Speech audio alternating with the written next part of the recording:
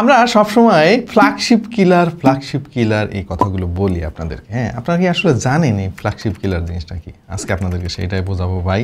ঘটনা হচ্ছে আমরা লাখ লাখ টাকার ফোনের ফিচার যখন কম দামে একটা ফোনে পাই, তখন তো ডেফিনেটলি বলা যায় যে সেই কম দামি ফোনটাই ওই ফ্ল্যাগশিপ ফোনটাকে হত্যা করেছে আর কি। সো তখনই এই কিলার শব্দটা আসে আর কি।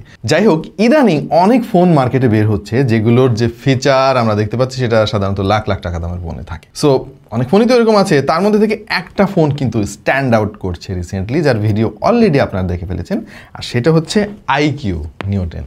এবং এই ফোনটার রিভিউ করে আমরা ভাই আপনাদের সময় নষ্ট করব না। আজকে একটা গুরুত্বপূর্ণ ইস্যু নিয়ে আপনাদের সাথে আলাপ করব এবং আপনাদেরকে দেখাবো যে ঘটনাটা কিভাবে আপনারা বের করবেন, কিভাবে আপনারা জানবেন।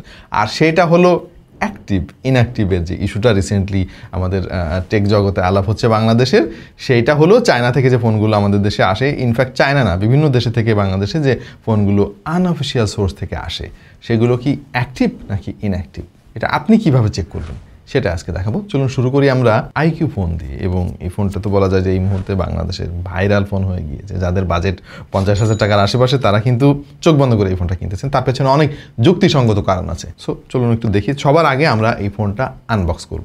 ভাই একটা সময় ছিল আমি নিজেও টু বি ভেরি অনেস্ট iQOO-কে খুব একটা পাত্তা দিতাম না, ভাবতাম যে কি না কি, বাট রিসেন্টলি iQOO যা শুরু করছে আসলে পাত্তা না দিয়ে পারতেছি না। এই হচ্ছে iQOO Neo 10-এর বক্স এবং আমার এই জিনিসটা খুব ভালো লাগে ভাই। এভাবে বক্সটা খুলে প্রথমেই ফোনটা হাতে চলে আসে। যাই হোক, ফোনটা আমরা আপাতত সাইডে দেখি আরও কী আছে এর মধ্যে। ডেফিনেটলি একটা সিলিকন ব্যাক কভার পেয়ে যাবেন আপনি। এরপরে রয়েছে 120 ওয়াটের একটা চার্জিং ব্রিক এবং একটা type C to type C cable, আর অবধারিতভাবে একটা সিম ইজেক্টর পিন। সো সব কিছু আপাতত আমরা সাইডে রাখি এবং দেখি যে iQOO Neo 10 ফোনটা দেখতে কেমন। অলরাইট, এই হলো iQOO Neo 10 এবং আমাদের হাতে এই মুহূর্তে যে কালারটা আছে, এই কালারটার নাম হচ্ছে কমলা সুন্দরী কালার। দেখতে যথেষ্ট সুন্দর লাগছে। সবার আগে ফোনটা অন করার পালা এবং এরপর আপনাদেরকে দেখাবো যে এই ফোনটা অ্যাক্টিভ নাকি ইনঅ্যাক্টিভ সেটা আপনি কিভাবে চেক করবেন। এখান থেকে ল্যাঙ্গুয়েজটা আপনাকে চেঞ্জ করে নিতে হবে প্রথমে। এরপরে get started with origin OS.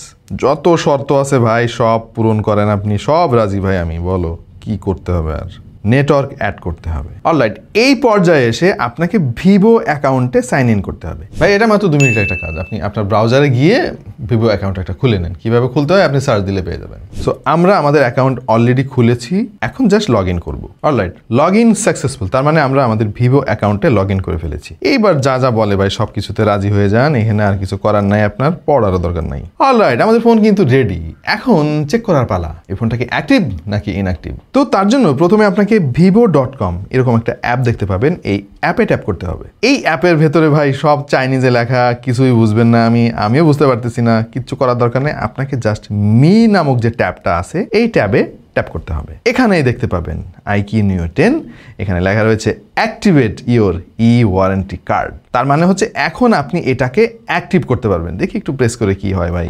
ওরে ভাই, তো আমাকে ভার্চুয়াল একটা কার্ড দিয়ে দিছে। যাই হোক, এই চাইনিজে কি লেখা ভাই আমি জানি না। এখানে প্রেস করলে যদি এটা অ্যাক্টিভ হয়ে যায় তাহলে তো আর এক বিপদ হবে, দরকার নাই আপাতত এইটাতে অ্যাক্টিভ করার। আপাতত জিনিসটা আমি এভাবে রেখে দিচ্ছি। তার মানে হচ্ছে এই ফোনটা যদি অ্যাক্টিভ হতো তাহলে তো এখানে নতুন করে অ্যাক্টিভ আপনাকে করতে বলতো না। This is inactive. যে ফোনটা অ্যাক্টিভ থাকে ওইটা আসলে কেমন তাহলে একটু দেখাতে হয় আপনাদেরকে। আমাদের কাছে কিন্তু এই ফোনটারই আরেকটা কালার আছে, হোয়াইট কালার। এটা আবার দেখতে অনেক জোস ভাই। এই ফোনটা আবার অ্যাক্টিভ। চলেন দেখাই যে অ্যাক্টিভ কিনা বুঝবেন কিভাবে আপনি। তো এই ফোনেরও আমি vivo.com-এ চলে গেলাম। আবার কি জানি ইনস্টল করতে বলে, আপাতত করব না। চলে যাব মি ট্যাবে এবং এখানে দেখতে পাচ্ছেন একই রকমভাবে iQOO Neo 10 এবং এখানে এক্সটেন্ডেড ওয়ারেন্টি পিরিয়ড দেখাচ্ছে 365 বা সামথিং লাইক দ্যাট। চলেন একটু ক্লিক করে দেখি জায়গাটা। খেয়াল করে দেখেন, warranty card expected warranty period to 2026 সালের জানুয়ারি মাসের 6 তারিখে। তার মানে হচ্ছে এই ফোনটা অ্যাক্টিভেটেড। আপনি খুব সহজেই এভাবে বুঝতে পারবেন যে আপনি যে ফোনটা কিনতেছেন সেটা অ্যাক্টিভ নাকি ইনঅ্যাক্টিভ। সো এই হলো iQOO Neo 10। এটার 2টা কালার অ্যাভেলেবেল। আমার কাছে 2টা কালারই রয়েছে, 2টার ডিজাইন 2 রকম। ভাই বুঝলাম না, এখানে iQOO লেখা এখানে আর এখানে এই রকম কেন। বাই দ্য ওয়ে, আমাদের আজকের স্পন্সর টেক অ্যান্ড টক বিডিকে অনেক ধন্যবাদ এই ফোনগুলো পাঠানোর জন্য। বিশেষ করে এই অ্যাক্টিভ আর ইনঅ্যাক্টিভের যে চক্কর ভাই আমি নিজেও বুঝতাম না, আমাদেরকে শেখাইছে তারা, এবং আমরাও দেখালাম আপনাদেরকে। বাজারে কিন্তু এই ইনঅ্যাক্টিভ ফোনের জন্য টেক অ্যান্ড টক বিডির বেশ ভালোই সুনাম রয়েছে। তারাই সম্ভবত অন্যতম সেরা সেলার, যারা এই ইনঅ্যাক্টিভ ফোনগুলা নিজেরাই সোর্স করে তাদের দোকানে সেল করে। এ কারণে দাম একটু বেশি হয়, কারণ অ্যাক্টিভ জিনিসের দাম কিন্তু কম। আপনি খোঁজ নিয়ে দেখেন, একই ফোন, অ্যাক্টিভের এক দাম, ইনঅ্যাক্টিভের আরেক দাম। সো আইকিউ, নিও 10 হোক আর স্যামসাং হোক, আইফোন হোক, যে ফোনই হোক না কেন, আপনি কেনার জন্য চলে যেতে পারেন টেক অ্যান্ড টক বিডিতে। ডিসক্রিপশনে তাদের সম্পর্কে সমস্ত ডিটেলস আমি দিয়ে দিচ্ছি। এইবার চলেন একটু আলাপ করে আসি যে এই ফোনটাকে, মানে আইকিউ নিও 10কে কেন ফ্ল্যাগশিপ কিলার বলা হচ্ছে। তাও আবার অনেকে বলতেছে ট্রু ফ্ল্যাগশিপ কিলার, অনেকে তো আরও এক ধাপ বাড়িয়ে বলতেছে ভাই ও নিজেই ফ্ল্যাগশিপ। কাহিনীটা হচ্ছে এটা চিপসেট নিয়ে, মানে 8 Gen 3 স্ন্যাপড্রাগনের। এইটা যে এত কম দামে পাওয়া যাবে ভাই, এটা আমরা আগে কখনো বিশ্বাস করতে পারি নাই, এখন করতেছি। তার কারণ হচ্ছে আইকিউ আমাদেরকে সেটা করে দেখিয়েছে। ভাই চিপসেট তো ফ্ল্যাগশিপ, সেটা আপনারা অলরেডি বুঝতে পেরেছেন। আউট অফ দ্য বক্স এতে অ্যান্ড্রয়েড 15 পেয়ে যাবেন। আমাদের কাছে টেক অ্যান্ড টক বিডি যে ফোন দুইটা পাঠিয়েছে সেগুলো 12/256 GB ভেরিয়েন্ট। এতে স্টোরেজ ভেরিয়েন্ট ব্যবহার করা হয়েছে UFS 4.0। আর এই ফোনের ক্যামেরাও কিন্তু জোস। 50 মেগাপিক্সেলের যে সেন্সরটা তারা ব্যবহার করেছে, জোস ছবি তুলতে পারবেন আপনি। অপটিক্যাল ইমেজ স্টাবিলাইজার পাবেন, সাথে আলট্রাওয়াইড সেন্সরও রয়েছে, এবং এই ক্যামেরা দিয়ে আপনি 8K পর্যন্ত রেকর্ড করতে পারবেন। আর সামনে 16 মেগাপিক্সেলের যে সেলফি শুটারটা রয়েছে সেটাও যথেষ্ট ভালো কোয়ালিটি ছবি প্রোভাইড করে। এর ডিসপ্লেটাও কিন্তু জোস ভাই, আমি বলবো যে এই বাজেটের মধ্যে one of the best display. এখানে LTP অ্যামোলেড টেকনোলজি তারা ইউজ করেছে এবং রিফ্রেশ রেট দিয়েছে 144 হার্জ। আর এটার পিক ব্রাইটনেস হচ্ছে 4500 নিটস। মানে আর কি বাকি আছে ভাই জানি না, এত বেশি ব্রাইটনেস এই দামে জিনিসটা এখনো পর্যন্ত খুব একটা দেখা যায় নাই। আর একটা জিনিস না বললেই নয়, আর সেটা হলো এই ফোনের ব্যাটারি ব্যাকআপ। ভাই 6100 mAh, যেটা স্ট্যান্ডার্ডের চাইতে অনেক বেশি। সেই সঙ্গে সারপ্রাইজ হিসেবে রয়েছে 120 ওয়াটের একটা চার্জিং ব্রিক, মানে খুবই দ্রুত চার্জও দিতে পারবেন আপনি, এবং এই ফোনের ব্যাটারি ব্যাকআপ একদিনে শেষ করা অসম্ভব।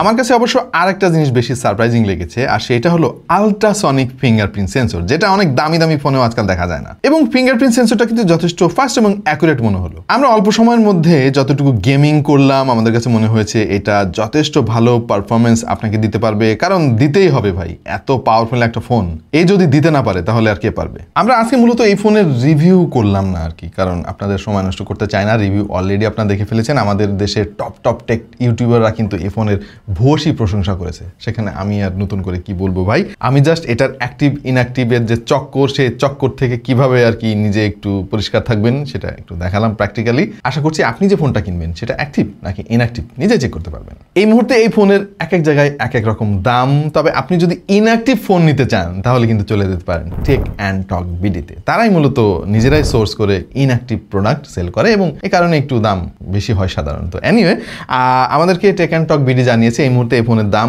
47,000 টাকার আশেপাশে রয়েছে। 12/256 GB ভেরিয়েন্ট। দাম ওঠানামা করে ভাই, কখনো কমে কখনো বাড়ে। আমাদের কথা শুনে আবার দোকানদারের সঙ্গে গিয়ে ঝগড়া করেন না বা আমাদেরকে গালি দিয়ে না ভাই। দাম একটু বেড়ে যেতে পারে ডিমান্ডের কারণে, সাপ্লাই চেইনের কারণে, অথবা কমে যেতে পারে। বাট ট্রাস্টেড সোর্স থেকে যদি প্রোডাক্ট কেনেন তাহলে আপনি নিশ্চিত থাকতে পারবেন, এবং এখন তো আপনি এই ইনঅ্যাক্টিভ অ্যাক্টিভ নিজে চেক করতে পারবেন, সুতরাং আপনারা আর কেউ ঠকাইতে পারবে না। আর একবার যদি অ্যাক্টিভ হয়ে যায় ফোন ভাই, ওইটারে ইনঅ্যাক্টিভ করা যায় না, সুতরাং দোকানদার আপনারা ফাঁকি দিতে পারবে না। ভিডিও প্রায় শেষ, তবে আরেকটু জিনিস একটু বলে রাখি। অনেকে হয়তো ভাবতেছেন ভাই অ্যাক্টিভ হইলেই কি আর ইনঅ্যাক্টিভ হইলেই কি। বেসিক্যালি অ্যাক্টিভ হইলেই যে ওই ফোন খারাপ, ওইটা নেওয়াই যাবে না ব্যাপারটা তা না, তবে একটা সম্ভাবনা থাকে যে ওই ফোনটা হয়তো কেউ ব্যবহার করেছে, হয়তো রিটার্ন করেছে কোম্পানিকে, তারা আবার নতুন করে প্যাকেট করে বাজারে ছেড়ে দিয়েছে। এটা হওয়ার একটা চান্স আছে, মানে শিওর না, বাট চান্স থেকেই যায়। সো আপনি কেন এই ঝুঁকিতে যাবেন। আশা করছি আমাদের আজকের এই ভিডিও আপনাদের ভালো লেগেছে। দেখা যাবে অন্য কোনো ভিডিওতে ভিন্ন কোনো বিষয় নেই। সে পর্যন্ত সবাই ভালো থাকুন, সুস্থ থাকুন, আর দেখতে থাকুন টেক টু দ্য পয়েন্ট।